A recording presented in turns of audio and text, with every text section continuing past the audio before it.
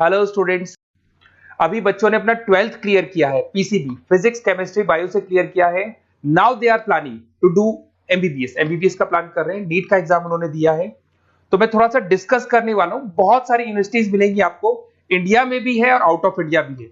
But कुछ ऐसे students होंगे जो मिडिल क्लास फैमिली से हैं, और इंडिया में बहुत सारी ऐसी यूनिवर्सिटीज हैं जिनका बजट बहुत हाई है और वो चाहते हैं कि हमको कम बजट में पूरा एमबीबीएस कंप्लीट करना है, लीगल, सब कुछ लीगल, सारे एफिलिएशन सारे अप्रूवल के साथ करने हैं।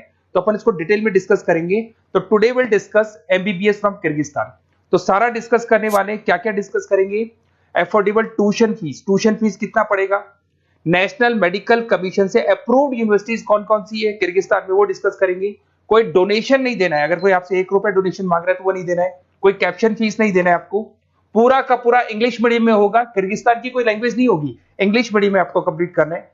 ग्लोबली रिकॉग्नाइज होगा, आप कहीं पे भी कहीं से भी अपना जो एमबीबीएस का प्रैक्टिस है, डॉक्टर का प्रैक्टिस है, वो कर सकते हैं। स्टूडेंट्स के लिए 100% सेफ और बहुत अच्छा एनवायरनमेंट मिलेगा आपको। थोड़ा सा मेरे बारे में बताया तो मैं क्लासेस लेता हूँ और ये मेरी क्लासेस मिलेगी। मैं ऑनलाइन ऑफलाइन रिकॉर्डेड तीनों मोड पे लेता हूँ। मैं मुंबई में पढ़ा रहा हूँ, मैं दिल्ली जयपुर में पढ़ा रहा हूँ। इसके अलावा राइटर भी हूँ, बहुत सालों से मैं बुक्स भी लिख रहा हूँ। अब अपन डिटेल में डिस्कस करने वाले हैं। अगर मैं एलिजिबिलिटी की बात करता हूं तो जो एलिजिबिलिटी रिक्वायरमेंट है वो क्या क्या है? बच्चे का 12th क्लियर होना चाहिए, पीसीबी फिजिक्स केमिस्ट्री बायो से होना चाहिए।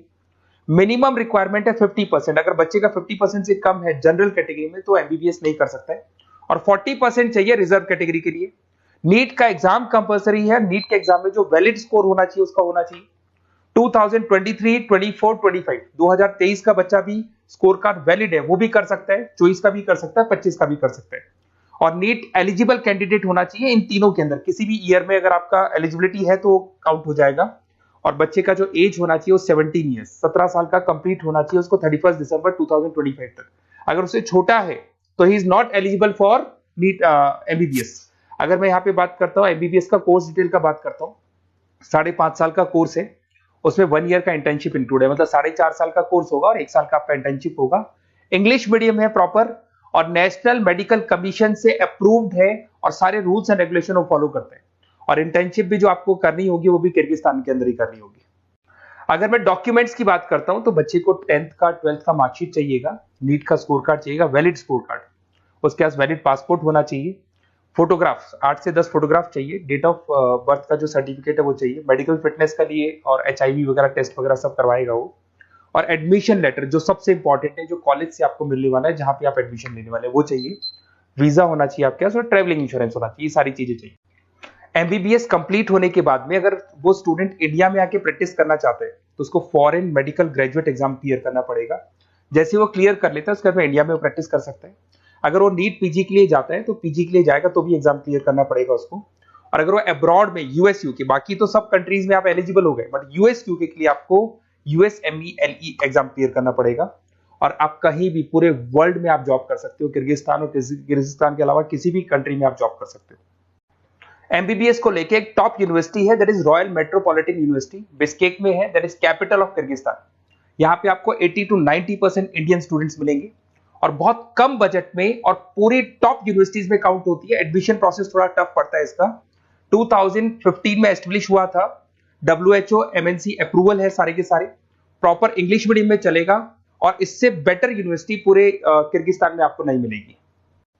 इस कॉलेज में सारे क्लिनिकल डिपार्टमेंट्स आपको मिलेंगे, 200 बेड्स मिल जाएंगे, 400 मेडिकल स्टाफ मिलेगा आपको, और 24 hour medical surveillance and care आपको मिलेगा।